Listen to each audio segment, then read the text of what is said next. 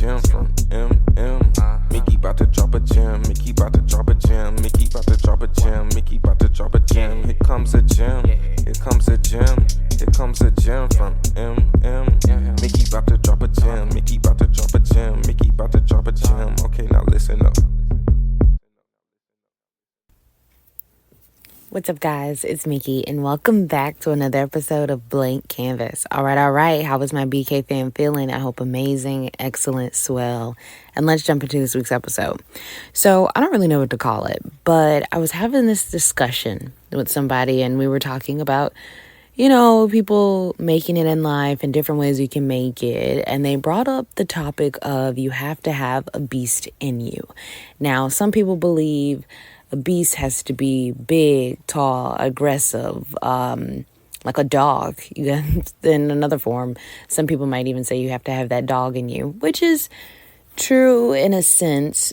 But it was so funny because the more and more the person kept talking about what the beast should look like and what it should, the characteristics the beast should have, and for a person, or what it should look like for a person to have them, and then see that reflection of that beast, quote unquote, in a person. It was just crazy because the more and more they kept talking, the more and more I was like, oh, I don't have to go this hard.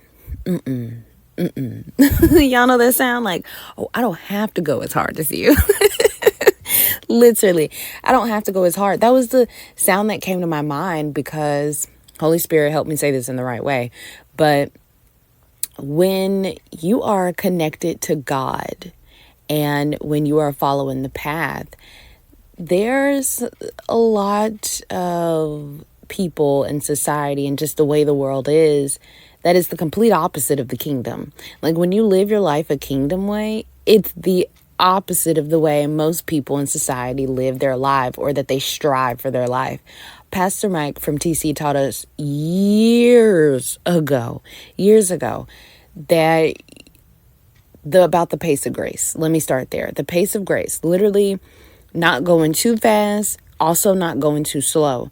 So I think here's the confusion. A lot of times, and I've seen it on people's faces in real time when I've talked about this, I think people get confused when I say I don't have to strive for it.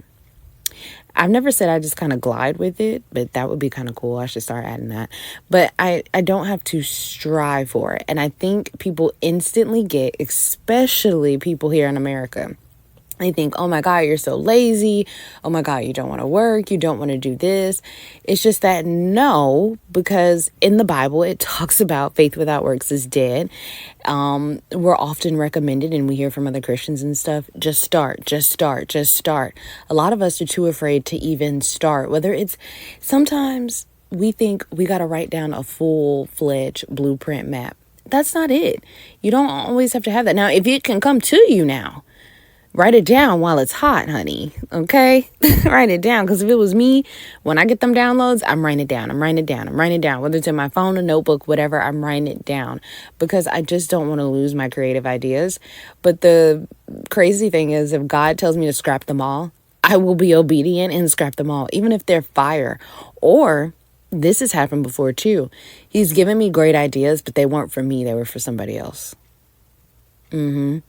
Imagine coming up with these bomb ideas and you're like, oh, this would be fire. Or even bomb ideas for something that you may actually want to do. You'd be like, I can't wait to do this. Thank you, Lord. Thank you for that download. And he's like, oh, that's cute. That wasn't for you.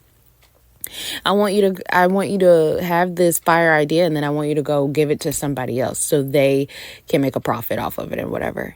And just the sound of that, I know so many people are cringing like, are you crazy? But usually there's a bigger purpose in mind with that. Like, how does God know? And this isn't the case with everybody, so don't take this as a one size fits all. But how does God know that my heart was in the right place? Because I know one time the first place that my mind went to was my idea. Why would I give it away? Number one, they're going to get all the profit off of my idea. Number two, credit, hello. And then as soon as I heard credit, like me get the credit, I already knew my heart posture wasn't in the right spot. Because God is supposed to get the glory and everything anyways. So I say that all to say, back to my original point, we were debating about how in order for somebody to be successful, especially in this country, and when it comes to America, I really want to say globally, but I know America is like poster child for racism, for discrimination, for a terrible, terrible history of violence, of stealing cultures, of whitewashing a lot of things, and so forth and so on, right? We also deal with a lot of concepts of pick yourself up by the bootstraps, whether you have boots or not. You know, we deal with so many barriers and factors, right? Even with all of that, at the core, there are still people who would believe like, I have to go grind, like hustle culture. I have to grind on my own. I have to get it. I have to get it. But when you believe in God, you don't have to do, it's not that you don't have to do work at all. You just you don't ever have to overwork yourself, or you don't have to grind to the point at the expense of yourself. Because if you're in his pace, I'm not going to say it's going to always be like, oh, la-di-da-di-da, there's a breeze in the air. Absolutely not. But there is a difference. You don't, I can't say how it feels for everybody else. Let me speak on myself. It doesn't feel like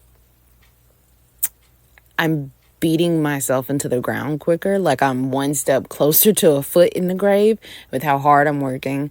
And watching, especially being Black, I have watched not just people in my family, friends, associates, peers. I don't think I've ever met a Black person who doesn't have older family members, or even, unfortunately, with the way America's economy is just complete trash, especially right now, it's only done nothing but get worse, is how am I trying to word this? Their bodies are broken down.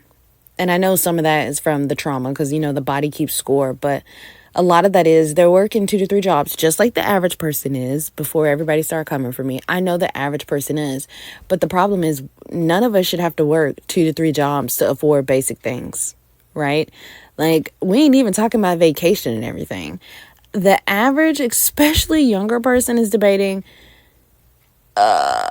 can I afford to even get this? Or, and I mean, it's simple things of like, let me put the chips back because I got to pay for this bill. Let me, you know, like it's simple things. So when people say, don't eat out, don't have the Starbucks, da da da da da, the money still ain't there to pay certain bills sometimes. You know, like the money is still not there for emergency purposes. God forbid if like your car needs something extra that you weren't planning for, anything that is unplanned. You can't even wrap your mind around saving, let alone them talking about just skip a Starbucks coffee. Please miss us with that.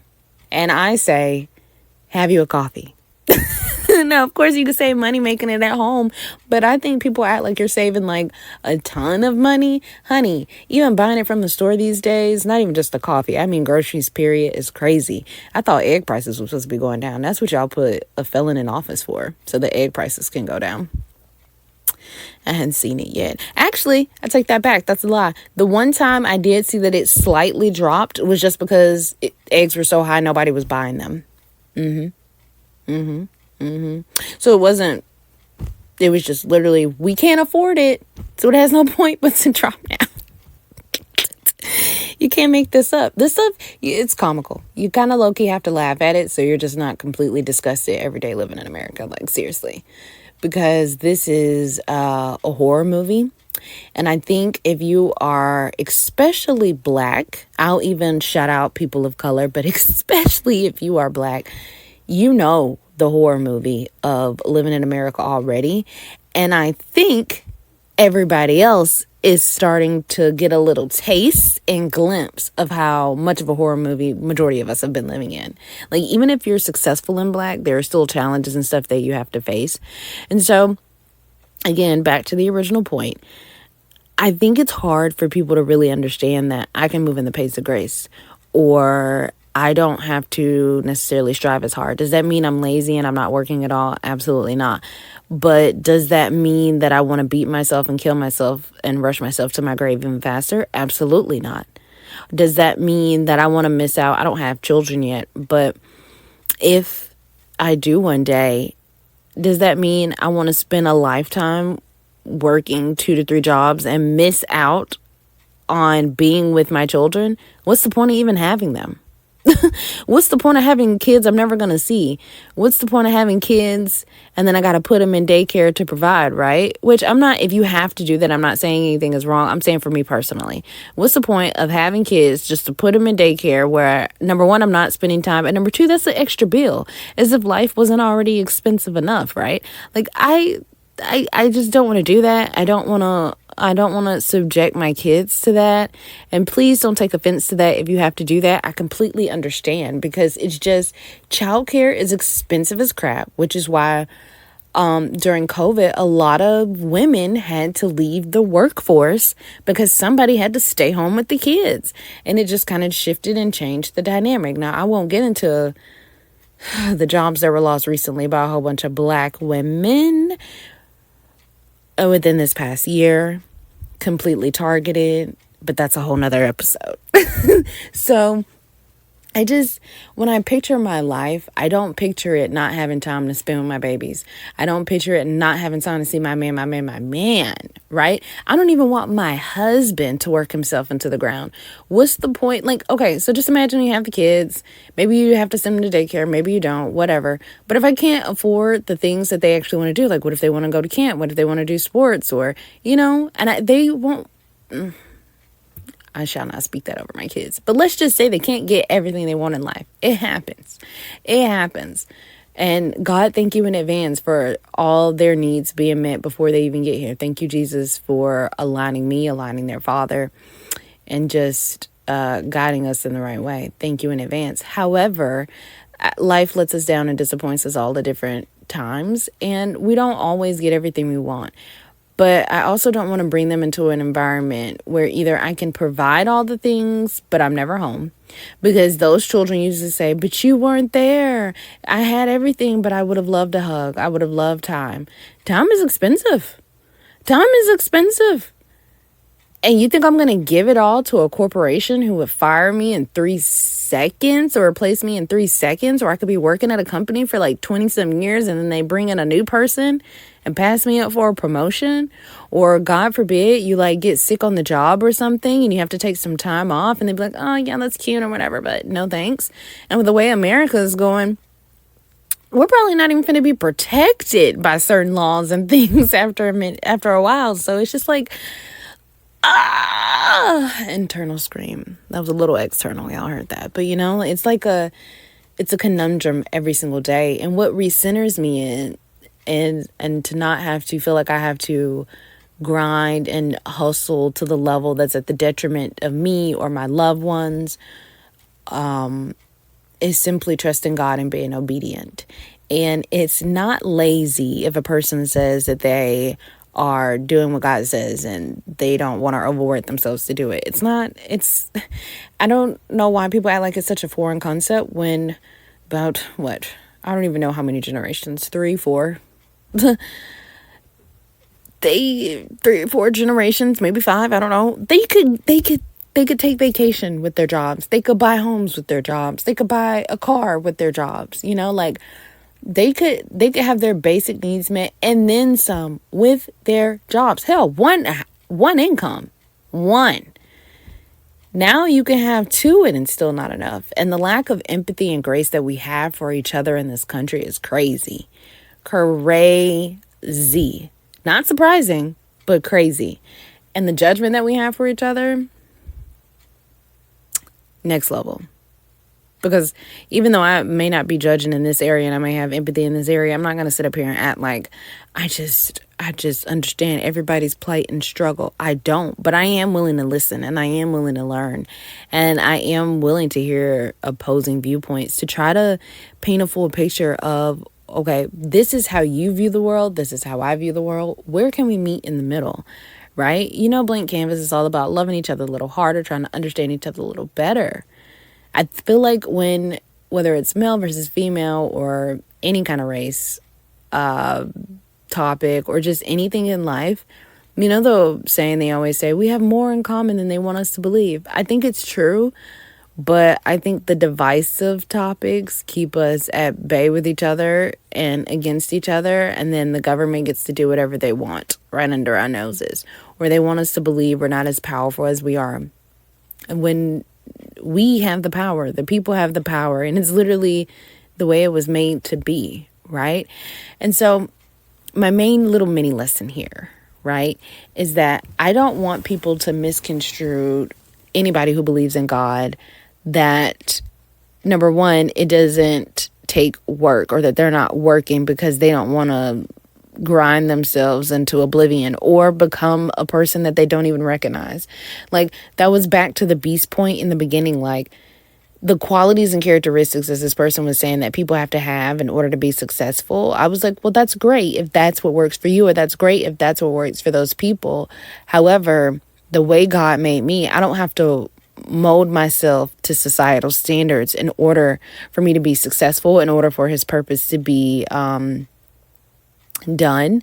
I don't have to do that. And the reason I don't have to do that is because I have God, and because I can be obedient. And it's not about me getting the glory. It's not about anybody else getting the glory. It's all about him getting the glory. And in order for him to do that, he has to make some things shake where people are looking at you like, that's crazy. That's not going to work. This isn't that. So it's not to say I can't learn from other successful people. I wasn't saying that in that conversation at all. I think you should study successful people. See what they got right. See what they got wrong. Save yourself some time. Save yourself some steps. I say this all the time. However, don't try to think that it's a black and white thing and think that if you go and buy this book and you replicate every single step that they did, and then your life doesn't turn out exactly like theirs, don't be upset, because we all have our own life path, purposes. And if you do believe in God, I understand if you don't, but if you do believe in him, you need to consult him, because his timing is unmatched. His timing is beautiful. His pace of grace will keep you doing what you need to do at the pace you need to do it without killing yourself. God isn't in the business of us destroying ourselves for what? Temporary success? Like, I think we forget this world is temporary. The people that we have in our lives, we're all borrowed people on borrowed time. So please steward them well, you know? And I'm saying it to myself too. I have people in my life that are borrowed people on borrowed time. So I need to steward them well. Like, I can't just, I don't want to take advantage of that. I don't want to, I don't know. When it comes to God, I don't want to mishandle the people that he sent me. I don't want to mishandle myself. I don't want to overwork myself. I don't want to conform to this world that's temporary anyways. Like, imagine how crazy that sounds. Imagine how crazy we look to him conforming to this world. He's like, this ain't even the end. This is a pit stop. This is a pit stop. Okay, we're like NASCAR over here. I've changed your tires out. Get ready to race, honey. Get ready to race. Kind of like when we're facing, thank you, Holy Spirit. That was a nice little analogy. Kind of like when we're facing challenges in life, right? And we're walking on this journey with God. And then we hit a roadblock and it's like, And we've talked about different times. Pastor Darius Daniels taught us that all detours aren't bad. Sometimes, even though it's a longer way, it's saving you and preventing you from dying or harming or damaging certain things about you, yourself, or others, right? And it's still letting you get to your destination safely. Maybe not as quickly as you want, but safely and in one piece. But also, like with the pit stop thing, sometimes it feels like he pauses us and we're like, wait. But come over here and just reference my NASCAR reference that I just did. Fix the tires. I don't know if they do oil. I don't know. Y'all tell me. I don't know all the things that they do. I just know they at least bare minimum, they do the tires. All right. And then they put you back out on the track and you are ready to go. You are ready to race. And that's what God is. I mean, he's way more than that. But, that's one of the many things that God does and that we don't always appreciate in the moment. But, hindsight is always 2020. Always 2020. So that's my little lesson and rant for today. I don't want to keep us here too long, but the point in all of that is, do not mold yourself to this world when God created you uniquely you. That's number one. Number two, trust his pace and don't automatically make the assumption that there is no work involved. There is work and sacrifice with everything. Even if you want something good, like even a simple good relationship, there are sacrifices that have to be made. You have to sacrifice time. You have to sacrifice energy. You have to sacrifice communication, different things. And I think sometimes we make sacrifice such like a terrible word, like it's something that I'm losing. But God sacrifices, Jesus sacrificed his life. He died on the cross for us and gave us the biggest blessing ever, right? Like, it goes back to perception. It does. It goes back to perception and your mindset. And I saw something the other day, and I'll end it here. I saw a quote the other day on IG, and it was like, as much as you can think yourself into worrying and negative thoughts, flip that. And as much as you think about the negative things, think about the positivity. Think about how to work out. Think about how you could win. And that's what I want to end with that. I want you to flip the mindset and think about how it can work out. Think about how you can win. And yes, you can learn from other successful people, but don't be surprised when their 10 steps don't fit your life 100% perfectly. I mean, because it's not really supposed to. That's what worked for them, and it could work for you, and it could make you very successful. But if God switches it up, or if he throws some haymakers that only he can get you through, then you have to trust him. It's about him getting the glory, not us. And I promise you, God can make you successful and thriving without you having to beat yourself into the ground or sacrifice too much of yourself at the expense of yourself and at the expense of your loved ones. What's the point of having family, friends, children, any of the above, and you can't enjoy them? What's the point of having all these things and my body is too broken down to run with the kids or to whatchamacallit, or every time I get home, I'm so exhausted that I'm sleeping. But I'm sleeping so I can go to work and provide and all these things. I'm missing these moments that time waits for nobody. You can't get back. So I see all those things. I think about those things. And I just want you guys to, well, you don't have to. But if you would like, ponder that too. Ponder that too. And know that you don't have to beat yourself into the ground. And society will talk about you. They will, because I have been looked at crazy so many times for following the path that God has taken me. I've gotten questions like, okay, isn't it time for you to do this? Isn't it time for you to do that? But always remember, if the enemy can't stop you completely, he'll get behind you and push you.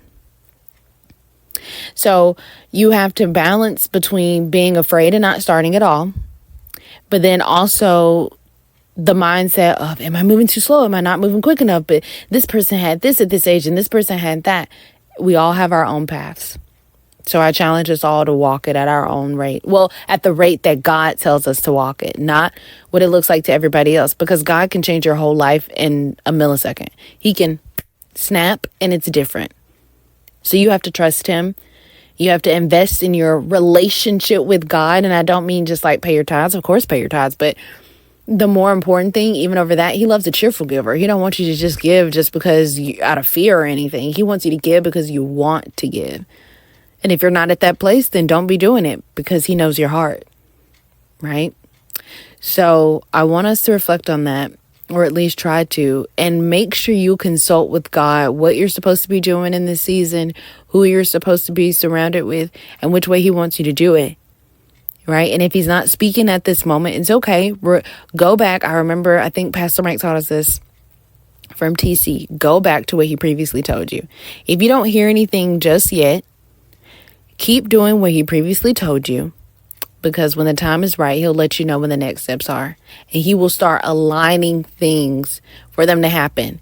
And when he makes that alignment, there is nothing or no one that can break that. So I love you guys. I hope that was helpful in some form or fashion. I can't wait to see what we talk about next time. All right, guys. Bye.